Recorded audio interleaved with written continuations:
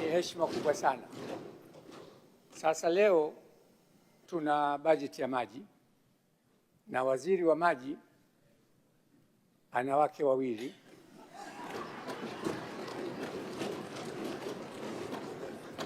Mke mmoja ni mbunge anaye hapa ndani.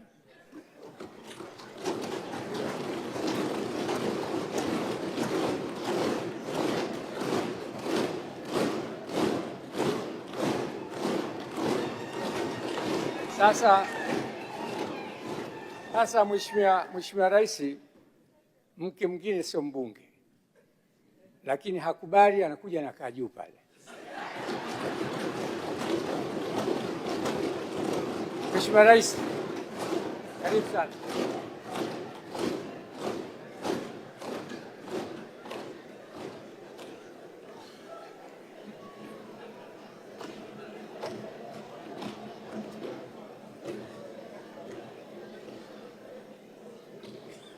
Mheshimiwa Musa Azan Zungu, Spika wa Bunge la Jumuiya ya Muungano wa Tanzania.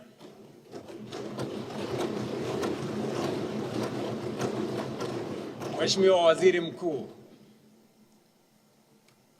waheshimiwa wa bunge hili la Jumuiya ya Muungano wa Tanzania. Waheshimiwa viongozi, mabibi na mabwana, hamjambo. Asalamu alaykum. Wacha nianze hotuba yangu kwa kuwapatia historia ya Kiswahili.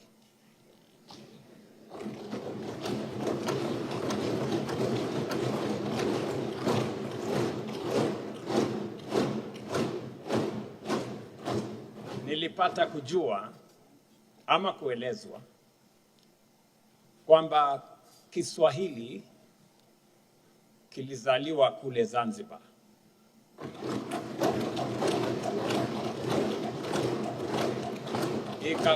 Ikakuwa na kubalehe huku Tanzania bara.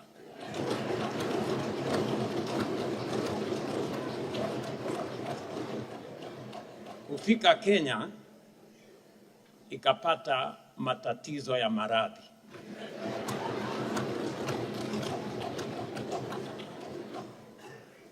Kufika Uganda, kwa sababu ya maradhi yalimzidi, akafa.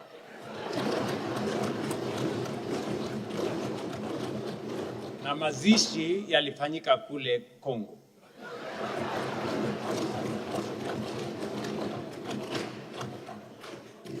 Sababu hiyo, na waomba radhi, nitoe hotuba yangu kwa Kiingereza.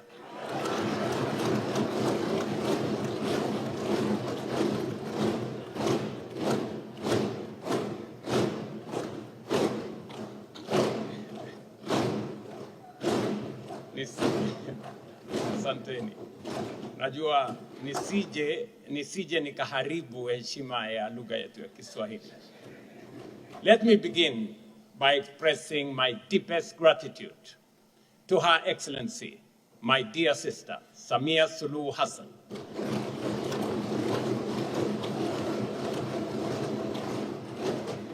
for her gracious invitation to undertake this historic state visit to your great and sisterly nation, the United Republic of Tanzania.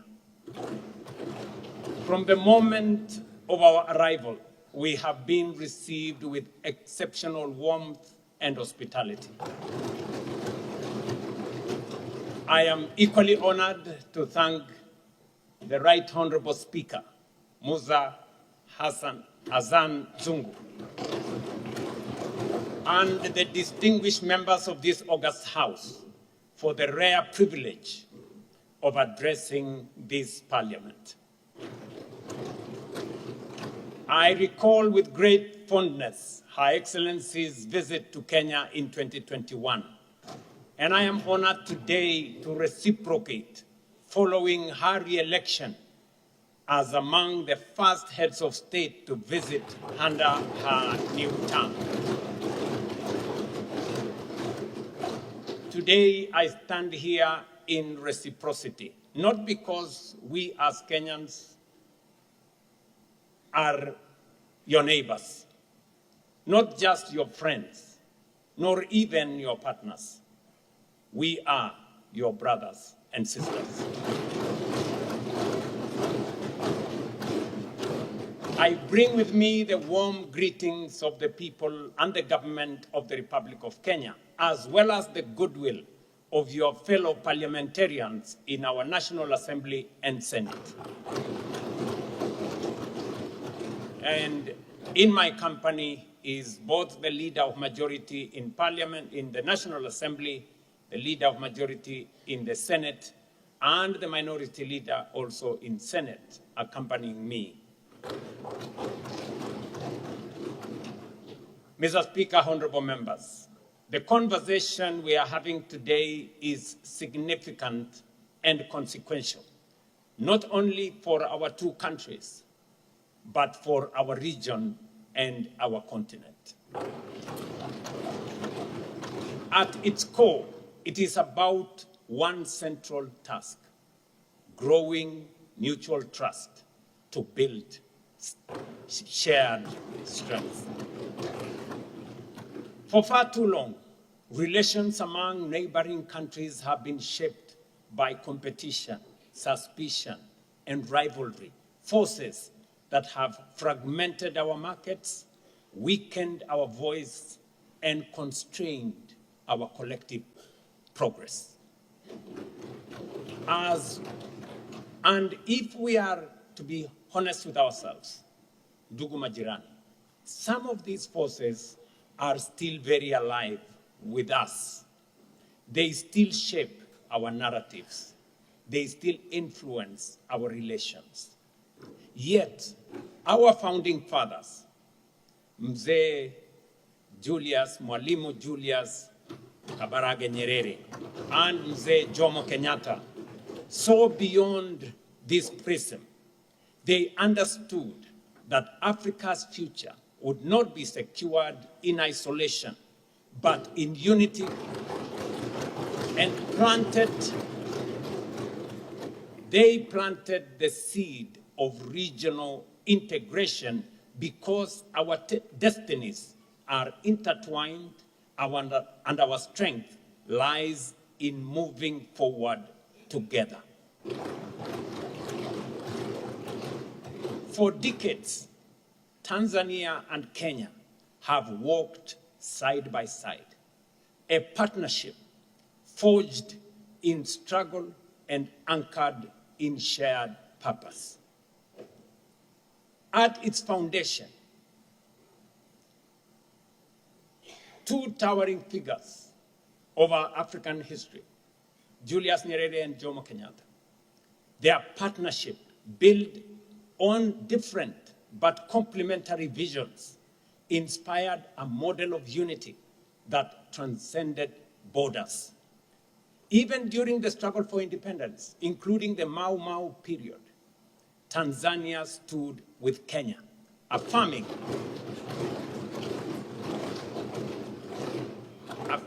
a shared belief in freedom, dignity, and self-determination. That spirit gave birth to East African Community in 1967. Though disrupted in 1997, it was rebuilt through dialogue and statesmanship, leading to its re-establishment in 1999. Today, that community stands renewed and expanded, but its foundation remains the same: a growing partnership between our nations, defined not by the absence of challenges, but by our ability to overcome them and move forward together in pursuit of shared growth and shared strength.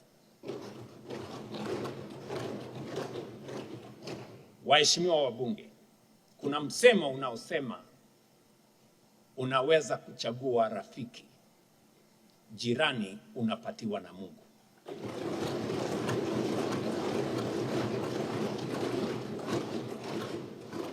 It is this enduring foundation of shared history, shared sacrifice, and shared purpose that finds expression in the ties that bind Tanzania and Kenya today. Waheshimiwa, we share a border that stretches nearly 800 kilometers from the Indian Ocean at Lungalunga and Horohoro, along Kilimanjaro, across the Masai Mara and Serengeti to Lake Victoria. That boundary is not merely a line on the map. It binds our destinies as a vibrant corridor of trade, culture, and human connection, where goods, ideas, and people flow, reminding us that our progress and our setbacks are intertwined. We share a language, Kiswahili, spoken by over 100 million people across East Africa, making it one of the most widely spoken African languages and a powerful unifying force across our borders. We share communities such as the Maasai and the Kuria, whose lives straddle our boundaries, families that intermarry, traders who cross daily, and entrepreneurs whose success depends on seamless movement of goods and services. And in my delegation, I have two governors from Narok and from Kajiado who have family across the border in Tanzania.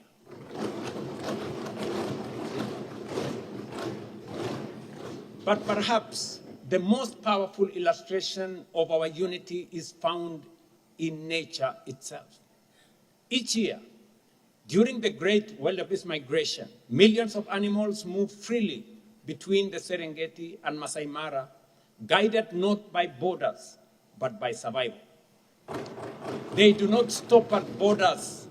They simply cross and return.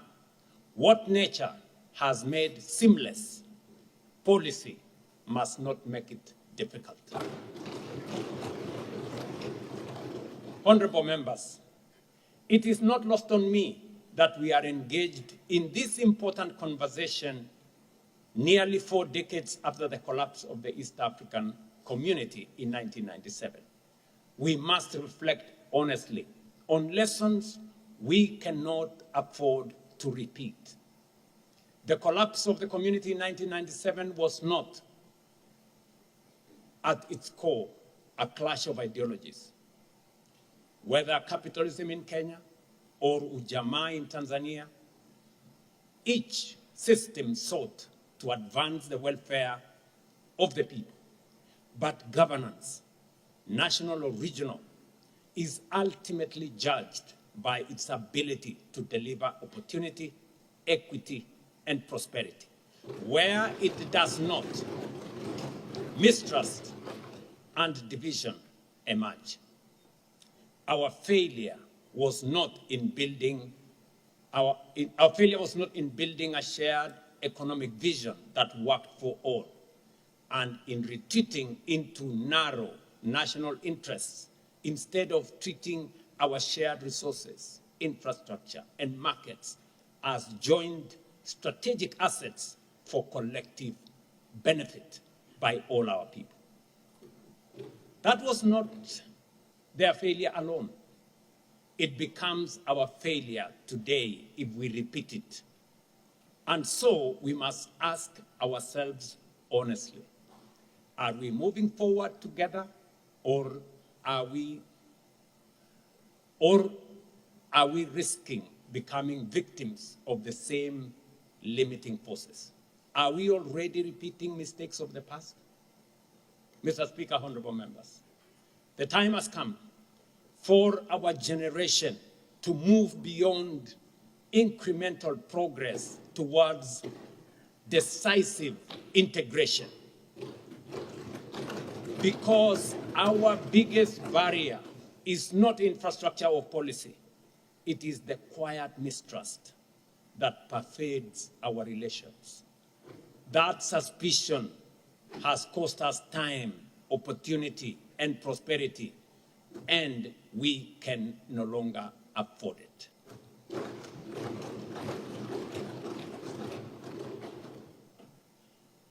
Tuko na maadui wengi,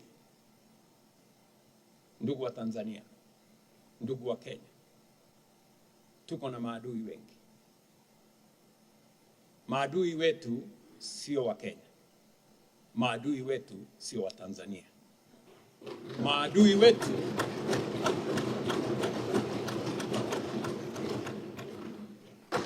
Maadui wetu ni ukosefu wa kazi na umaskini. Wacha nirudie. Ndugu wa Tanzania, wa Kenya wenzangu, maadui wetu sio wa Tanzania ama wa Kenya. Maadui wetu ni kukosa ajira, umaskini na kukosa maendeleo. Kenya and Tanzania are deeply interdependent.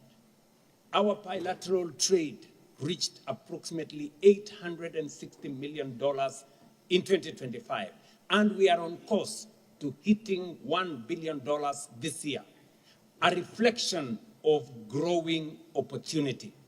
But this is only a fraction of what is possible. Investment cooperation stands as a central pillar of our bilateral relations. Kenyan enterprises have invested more than $1.7 billion in Tanzania, creating jobs, advancing skills transfer, and strengthening local capacity across key sectors, including manufacturing, energy, logistics, financial services, and agriculture. Makampuni za Kenya hapa Tanzania zimeegeza bilioni 1.7 ya Kimarekani humu Tanzania.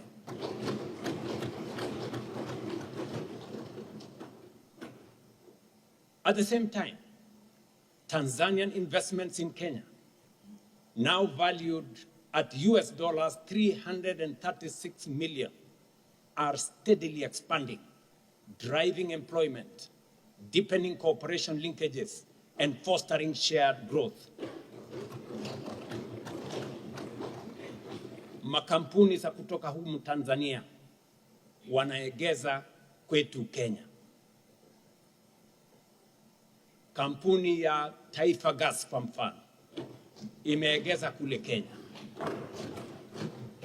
Kampuni ya Amsons wameegeza kule Kenya.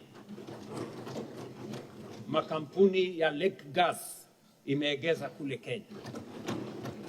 And these are companies that have invested in just the last 3 years. Miaka mitatu peke yake iliyopita. With recent strategic investments from Tanzanian investors in Kenya, I expect this value of investments to more than double by the end of this year.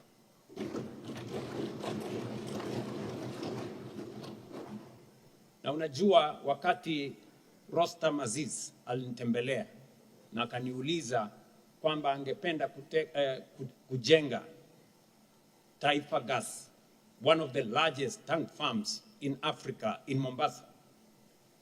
And he had problems. Watu walikuwa wanamzungusha. Nikawaambia Wakenya wenzetu ya kwamba mwegezaji kutoka Tanzania ni mwenzetu.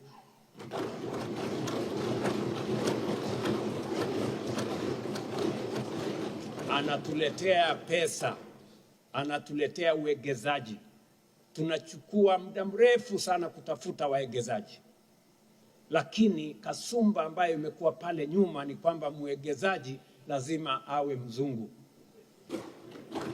Lazima awe mweupe. Lazima awe foreigner. Lakini mambo sivyo tena. Tuko na kampuni 500 za Kenya zinazoegeza humu Tanzania.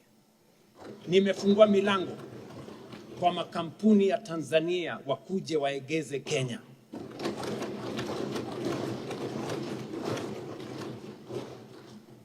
Joint ventures and SME partnerships, particularly in agro-processing, continue to flourish, underpinned by predictable policies, ongoing regulatory harmonization, and strong investor confidence.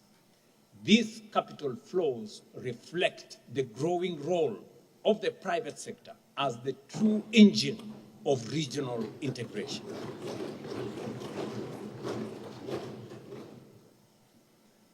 Wakati kampuni ya Tanzania walikuja na wakanunua kampuni ya Bamburi Cement, kuna watu walilalamika kwangu, wakaniambia, mbona unaruhusu kampuni ya Tanzania kununua hii kampuni ya simiti hapa Kenya?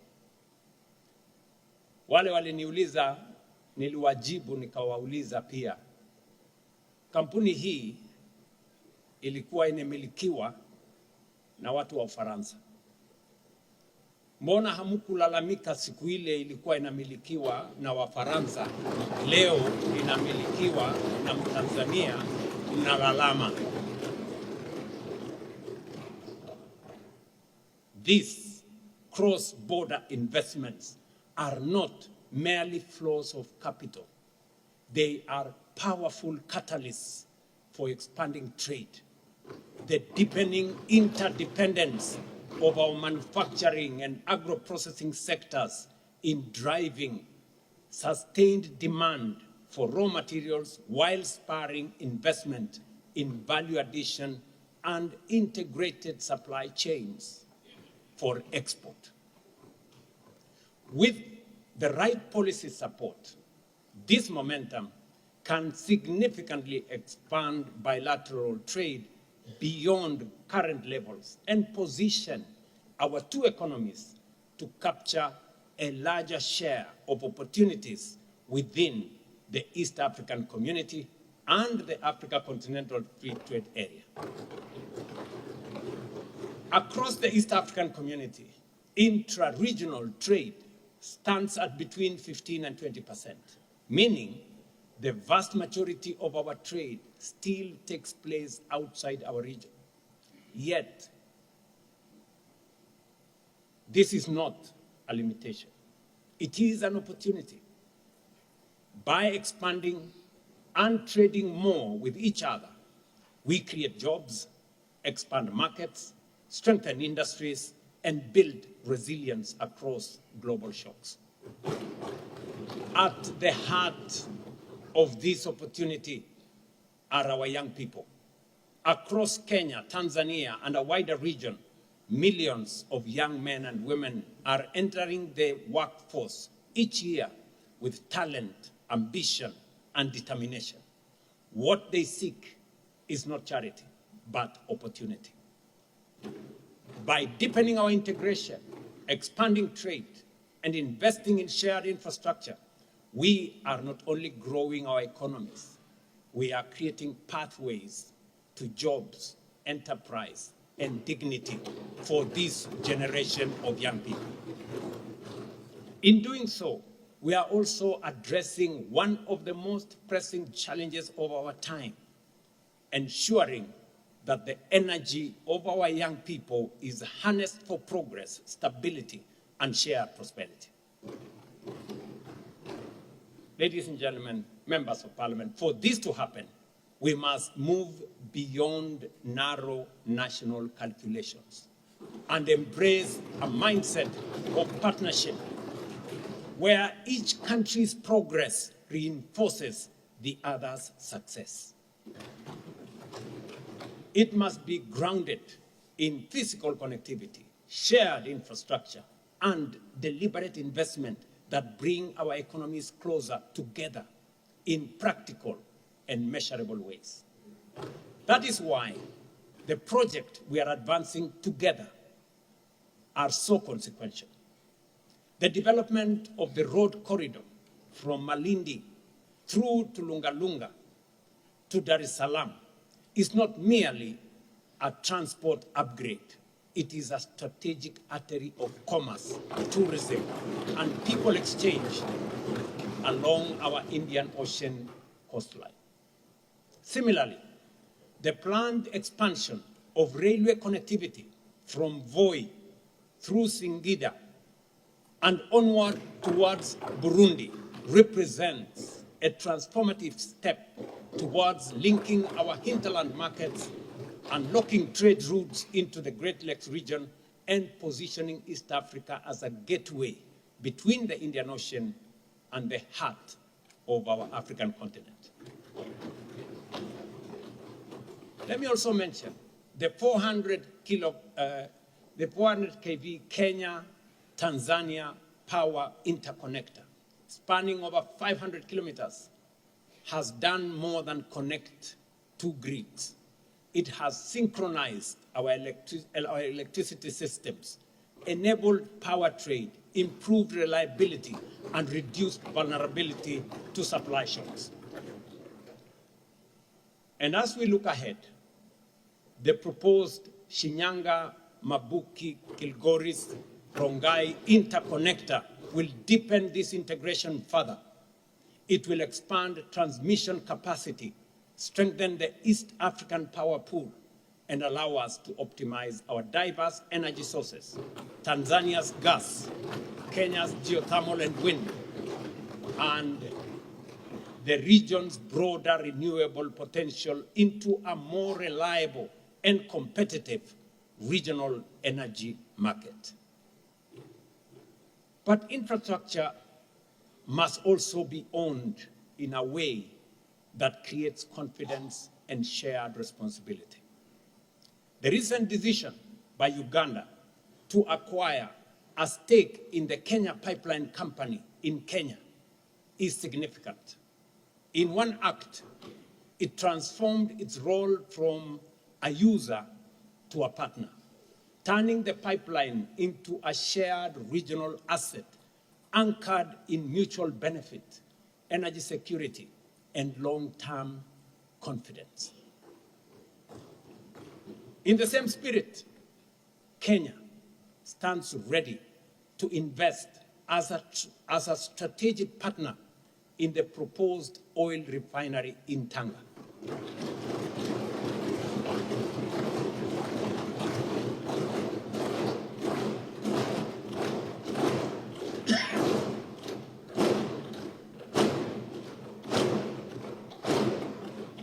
Asanteni. While I would have naturally, I would have preferred such a facility to be built in Mombasa, I fully recognize that Tanga is just less than 200 kilometers away, and in fact is part of the same economic space. Listen, wacha niwaeleze kidogo. Sisi ni partners wa East African Community. Na mawazo yangu ilikuwa ni kwamba we must use ile rasilimali tuko nayo hapa katika bara letu la East Africa.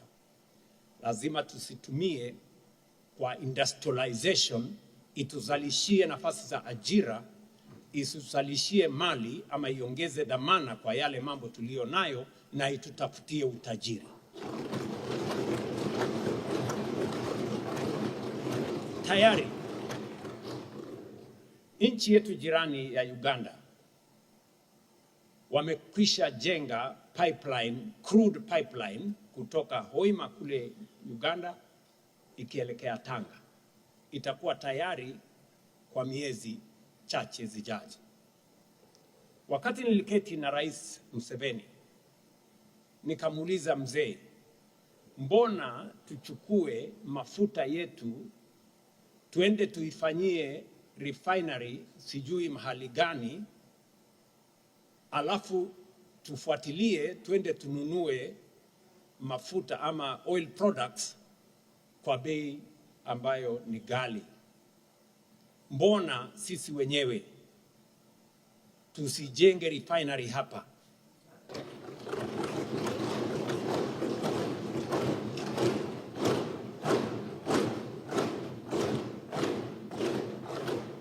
Rais Museveni akanieleza kama nyinyi mko tayari, kwa sababu kama Uganda peke yetu ile refinery kuijenga itakuwa gharama ya juu na hatuna uwezo wa kujenga peke yetu. Kama Kenya na Tanzania wako tayari, tuungane, tunaweza kujenga ile refinery hapa kwetu.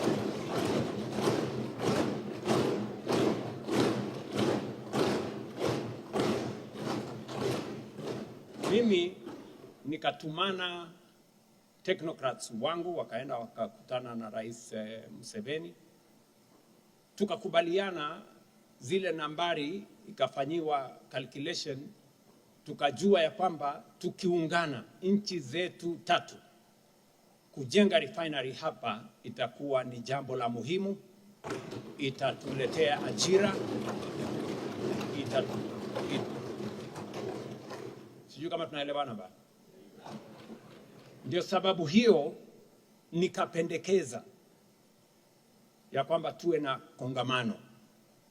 Tukawa na kongamano hile kule Nairobi, tukawaita wale matajiri wetu wa bara letu la Afrika, kina Dangote na wengine ambao wameshajenga refinery wakati mmoja, na tukakubaliana ya kwamba nafasi tulio nayo is not to continue exporting raw materials from our continent and importing finished goods from elsewhere.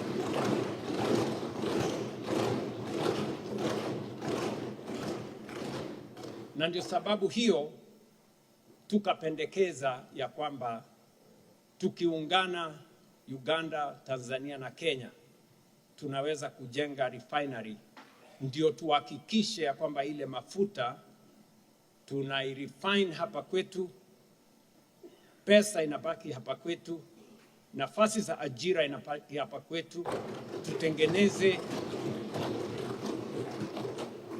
tutengeneze bidhaa zingine ya fertilizer ama mbolea hapa kwetu, plastic industry iwe hapa kwetu, petrochemical industry iwe hapa kwetu, badala ya kuzitafuta kutoka nchi zingine, badala ya sisi kwenda kung'ang'ana kule sijui Strait of Hormuz kulete mafuta kutoka sijui wapi.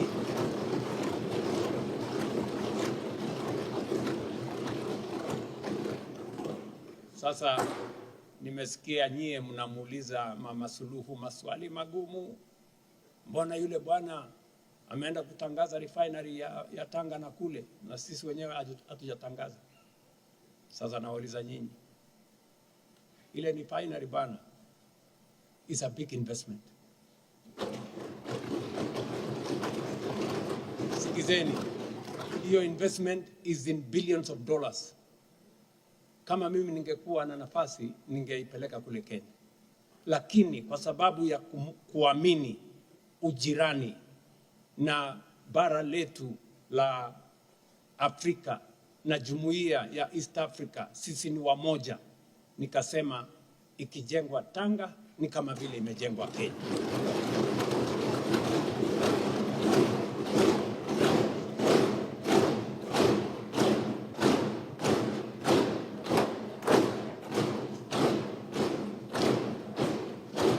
And why? And why are we building it in Tanga? It is because the crude pipeline is already heading to Tanga. Na mafuta pale tukimalizia itakuwa sehemu fupi sana kutoka Tanga mpaka Mombasa. Tupeleke mafuta alafu tuweke kwa ile pipeline ambayo tuko nayo tayari. It will make our Kenya pipeline commercially viable, better, and hatutakuwa tunasumbuka na sijui Hormuz na wapi kutoka hapa Tanga mpaka Mombasa.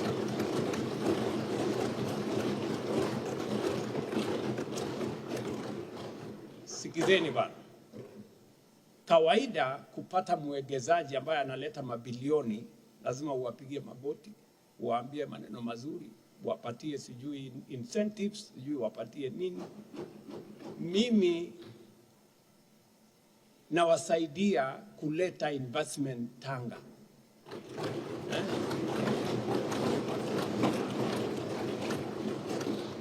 kama mungekuwa watu wangwana, mungetulipa sisi wa Kenya. Mungesema asante sana. Kwa hivyo, let us work as East Africans. What is good for Tanzania is good for Kenya. And what is good for Kenya is good for Tanzania.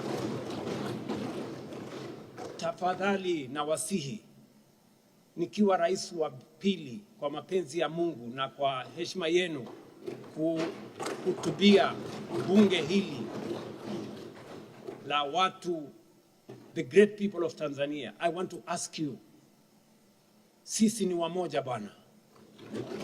We are one people.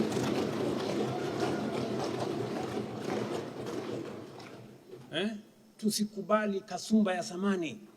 Sijui Wakenya ni maadui wa hawa, sijui wa Tanzania. Hapana, we are one people. We have a common destiny. Nimewaeleza Wakenya sio maadui wa Tanzania. Watanzania sio maadui wa Kenya. Maadui wetu sote ni pale ambapo hatuna mali, hatuna nafasi za ajira, hatuna fedha. That is what we must struggle against. Na nataka niwaeleze, kuna semekana na huko kwetu kwamba mali unaweza kuwazima ama kugawa, lakini umaskini haugawanyiki bana.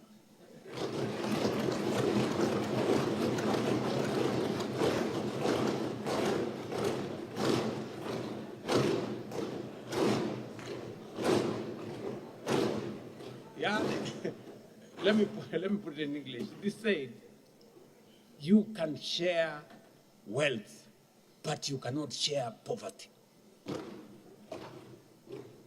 What matters is not whether the asset is in one side of the border or the other. What matters is whether it strengthens our shared prosperity. That is the model we must pursue. That is the model we must pursue. Shared corridors, shared energy systems, shared ownership, shared responsibility, and shared benefit. But infrastructure alone is not enough. Integration must also be supported by strong, credible, and effective institutions. That is why the decision taken at the 25th Ordinary Summit of the East African Community in Arusha were both timely and necessary. I have been to many meetings of EAC, but the one we had last was the most consequential in my estimation. First, we appointed Ambassador Stephen Patrick Mbundi, a Tanzanian national, as Secretary General. As he assumed office on 25th April 2026, Kenya reaffirms its full support for Mr. Mbundi. Second, we adopted a new financing model, 50% equal contribution and 50% assessed contribution, effective 1st July 2026. We also agreed to waive 50% of outstanding arrears on condition the balance is cleared within 2 years. Third, we agreed that quorum for all EAC organs shall be 2/3 of partner states, streamlining decision-making and making our union more effective. Fourth, all partner states must eliminate non-tariff barriers by 30th June 2026 without exception. And that is why my sister, President Samia Suluhu Hassan, and I yesterday instructed our officials, some of them in this room, that all the outstanding non-tariff barriers between Kenya and Tanzania, and there are about 20-something, we've told them by the end of this month, they must meet and clear all non-tariff barriers. We want to streamline.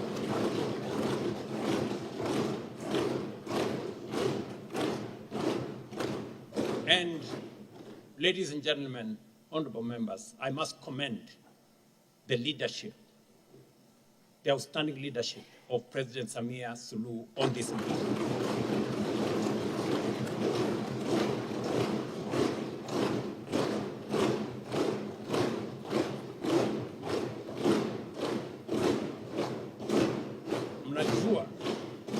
Asante sana.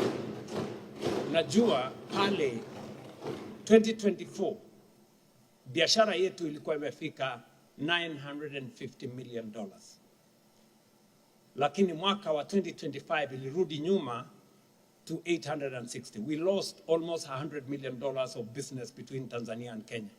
Kwa sababu tuko na watu wajeuri na kiburi mingi pale kwa boda. Wewe Tanzania unaenda wapi?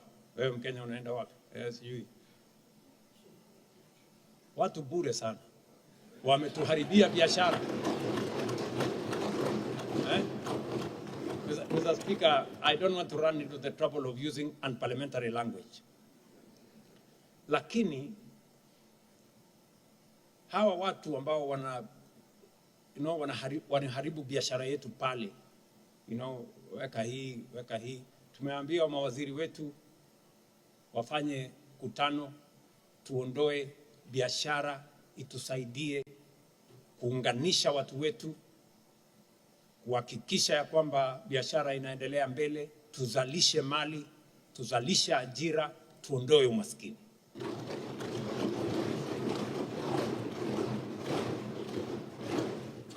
Honorable members, implementation now is key. It requires a whole of government approach with Parliament at the center.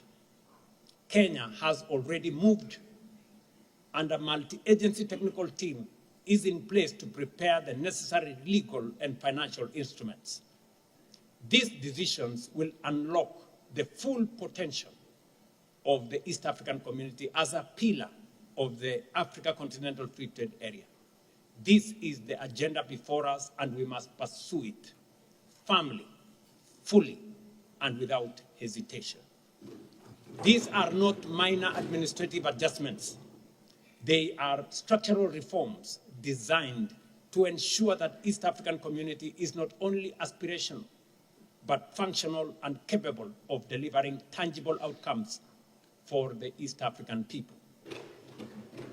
Because without strong institutions, even the most ambitious integration agenda will struggle to succeed.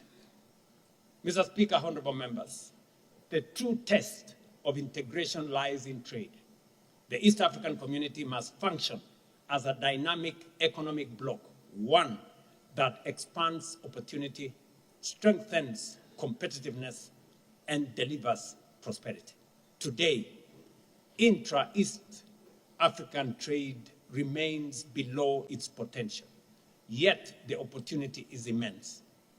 Even modest increases would unlock billions in commerce, create jobs, and expand industries, empowering small businesses and retain more value within our economies. The latest quarterly statistic bulletin from the East African Community Secretariat underscores both our progress and our unfinished tasks. Total East African trade grew from $124.9 billion in 2024 to $157.6 billion in 2025, an increase of 25%. Within that, intra-East African trade rose by 28%, from $15.1 billion to $19.3 billion. Yet, despite this growth, it still accounts for a fraction of our total trade. Clear evidence that while momentum is building, the full potential of our regional markets remain largely untapped.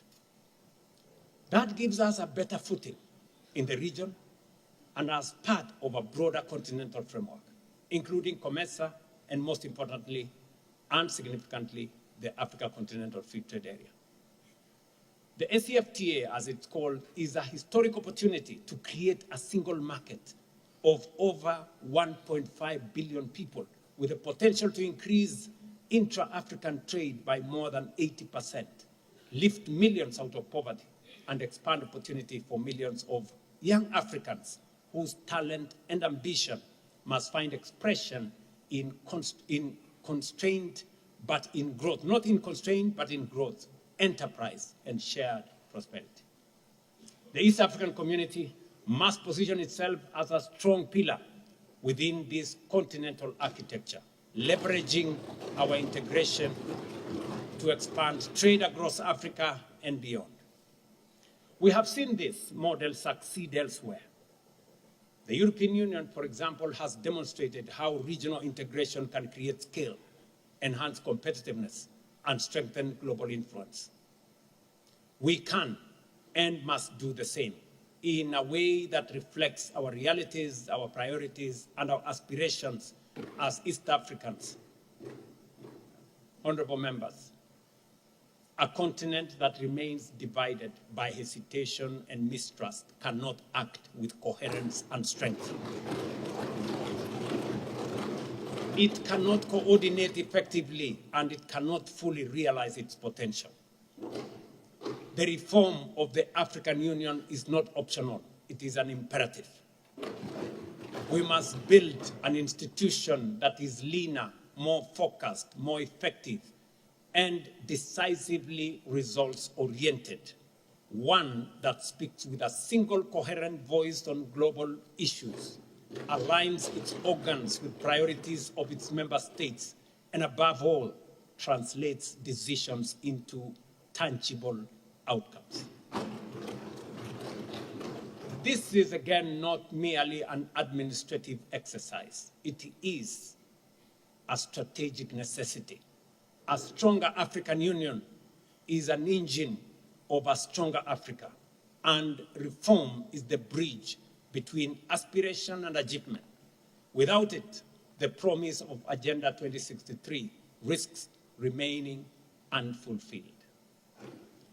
Central to this renewal is financial independence. For far too long, a significant share of the Union's program has depended on external financing, undermining ownership, constraining strategic autonomy, and limiting our capacity to act with speed and certainty.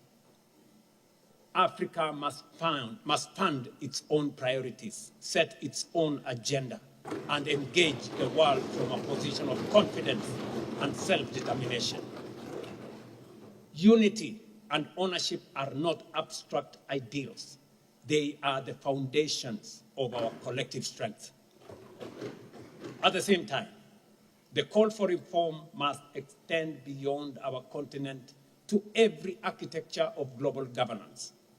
Reform is no longer a matter of preference. It is a matter of justice.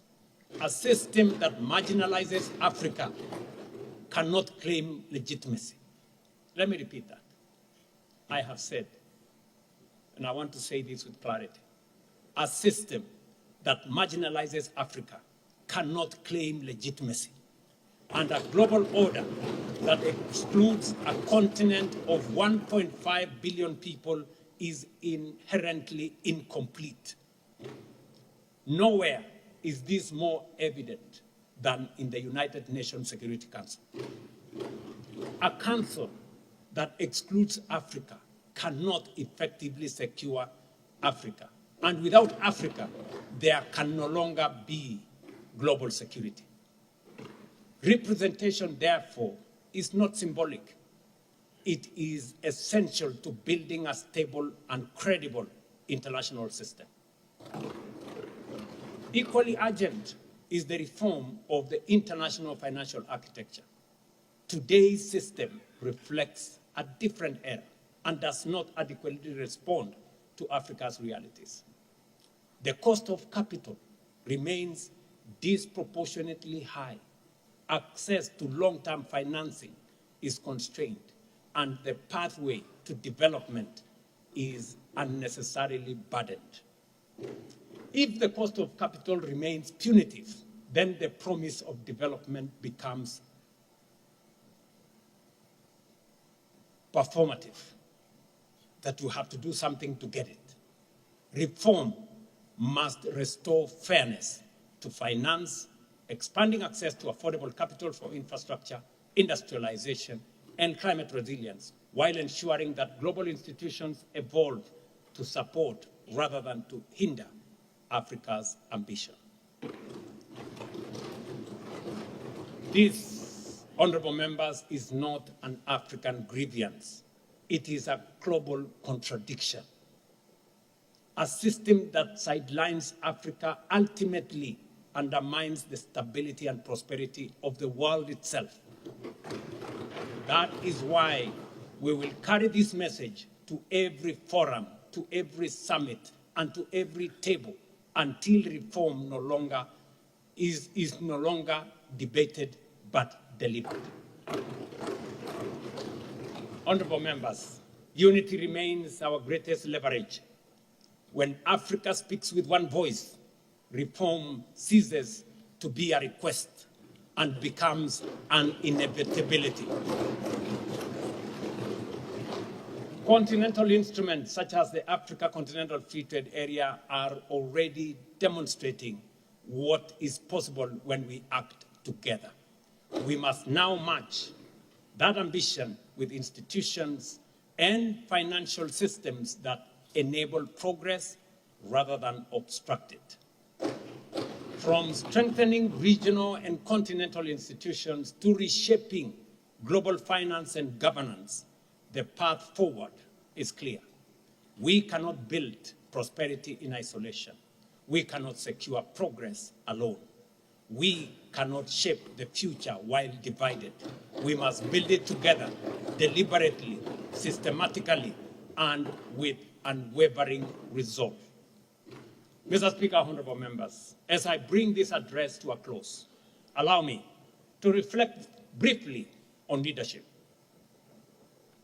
Leadership is above all a privilege that comes with responsibility.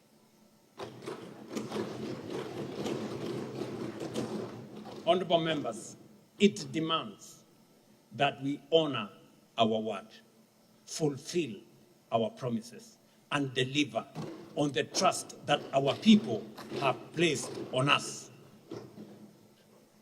The trust test of leadership is not the offices we hold, but the outcomes we deliver and the courage we show in delivering them.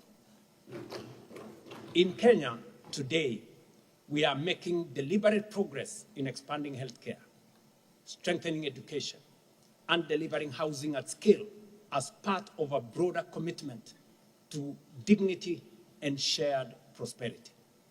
These efforts have required courage, the courage to make difficult decisions in pursuit of long-term national gain, because leadership is not about following the crowd, but about leading with conviction, even when the path is not easy. It is this same spirit that we must now lead beyond our borders, because the choices we make as nations will determine the strength we build as a region and the influence we command as a continent. The investments we are making in infrastructure, energy, agriculture are not projects for one country alone. They are part of a broader vision of shared strength, one that connects our economies, aligns our interests, and advances our common future. And so, I extend a clear invitation to the private sector in the United Republic of Tanzania. Let us partner in this transformation. Let us invest together, build together, grow together, so that the prosperity we create is not divided but shared.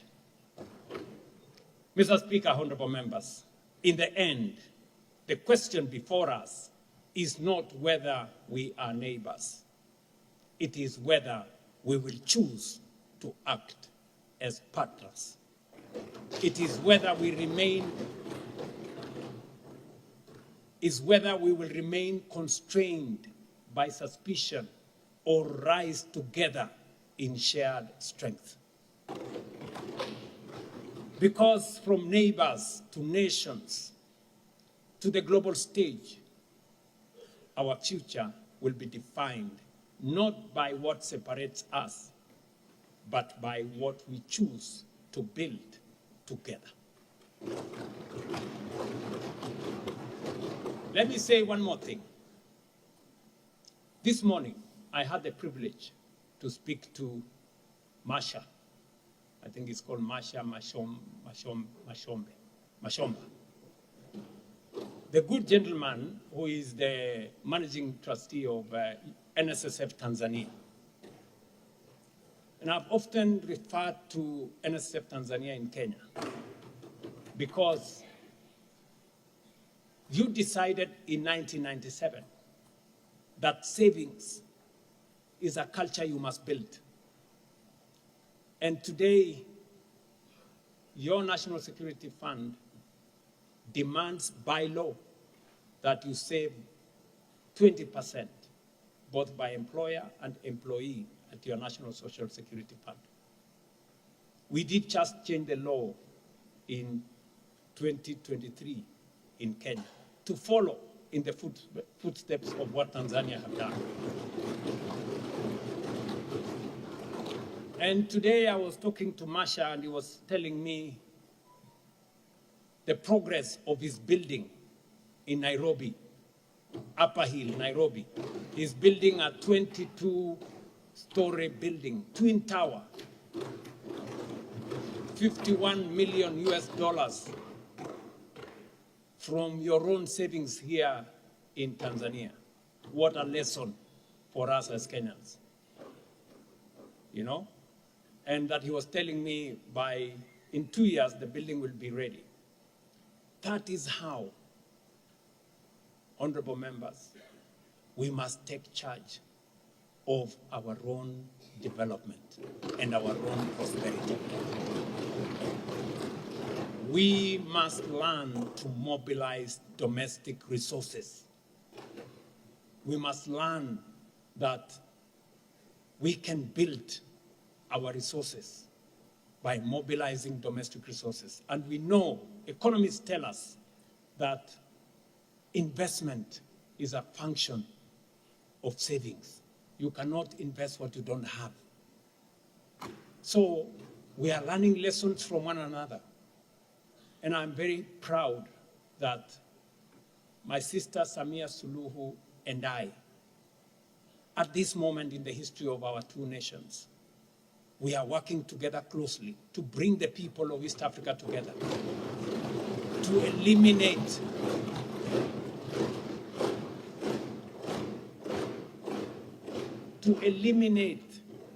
what has constrained us for many years, unnecessary suspicion. Our future is tied together. Our destiny is one. The success of Tanzania is dependent on the progress of Kenya, and the progress of Kenya is dependent on the success of Tanzania. We are one people. Once again, I thank Her Excellency Samia Suluhu Hassan for inviting me. I thank the Right Honorable Speaker and the distinguished members of this House for your honor for me to address this Parliament and for the friendship that makes this partnership not only possible, but enduring. Asanteni sana na Mungu awabariki.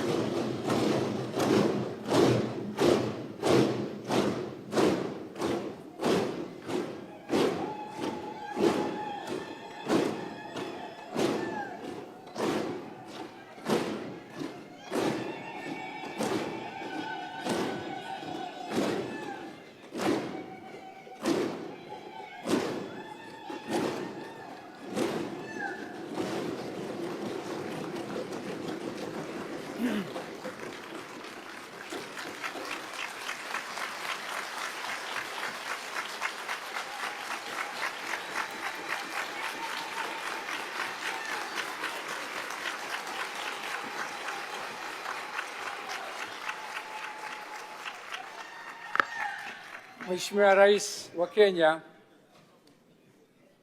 lazima tukubali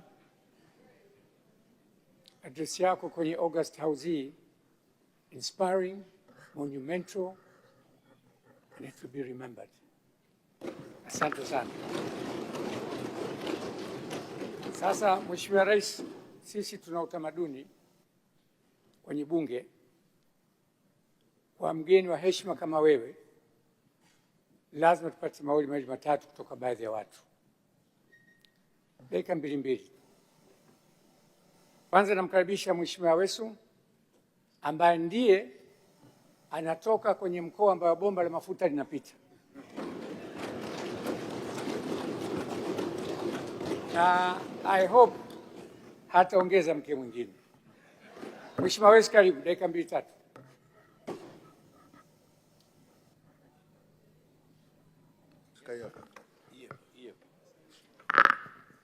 Jiandae Mheshimiwa Kingu, jiandae Mama Kilango, jiandae Profesa Kabudi.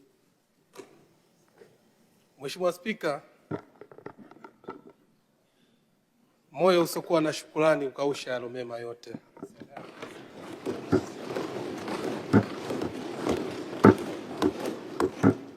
Kwa dhati ya moyo mmenipa nafasi hii kutoa shukrani kwa niaba ya wananchi wa mkoa wa Tanga. Nimshukuru sana Rais Daktari Samia Suluhu Hassan kwa moyo wake na upendo wake wa kumkaribisha Rais wa Kenya wa Jamhuri ya Kenya Dr. William Samuel Ruto. Amezungumza mara nyingi sisi kwa wasaidizi wake kwamba Dr. William Samuel Ruto ni kaka yake, na sisi kama wasaidizi wake amesisitiza mara kwa mara kufanya kazi kwa umoja na mshikamano. Nataka nikuhakikishie Mheshimiwa Rais Dr. Samuel Ruto, mimi ni waziri wa maji ambayo nimepewa dhamana, tunafanya kazi kwa ukaribu na Mheshimiwa Engineer Eric Mugaa ambaye ni rais wako wa maji na umwagiliaji Jamhuri ya Kenya. Mheshimiwa Spika, dunia ya sasa inataka viongozi watakaoleta matokeo. Na baba wa taifa aliwahi kusema uongozi sio cheo, uongozi ni matokeo. Mheshimiwa Daktari Samia Suluhu Hassan, Dr. William Ruto, hawa ni viongozi wetu wa matokeo. Tuwapigie makofi mengi sana. Imamu Shafi aliwahi kusema nyoyo za binadamu inaongeza mapenzi makubwa hasa kwa viongozi ambao wanatenda mambo yaliyo mema kwa watu wao. Kwa haya ambayo amezungumza Mheshimiwa Rais wa Jamhuri ya Kenya pamoja na Rais Daktari Samia Suluhu Hassan, hakika wataendelea kukumbukwa na kubaki katika historia kwa matendo mema ambayo wanawatendea hasa wa Tanzania pamoja na Jamhuri ya Kenya. Mimi nimetokea Tanga. Mji wa Tanga tumekuwa tukitangatanga hasa katika maendeleo. Lakini leo umezungumza hapa hakuna swala la ubinafsi katika maendeleo. Umesema refinery ikajengwe Tanga. Mungu atakubariki Mungu.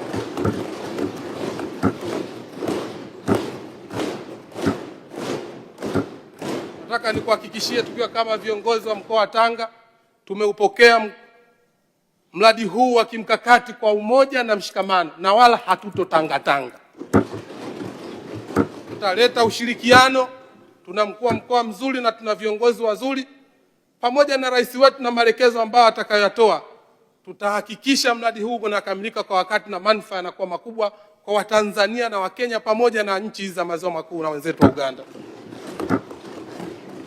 Mheshimiwa Rais, mimi sina maneno mengi sana ya kusema, ila kikubwa ukipata viongozi ambao wanawazia mema wa Tanzania pamoja na Wakenya ni jambo kubwa. Mungu awabariki sana na Mungu atawalipa katika safari zenu. Asante sana Mheshimiwa Rais.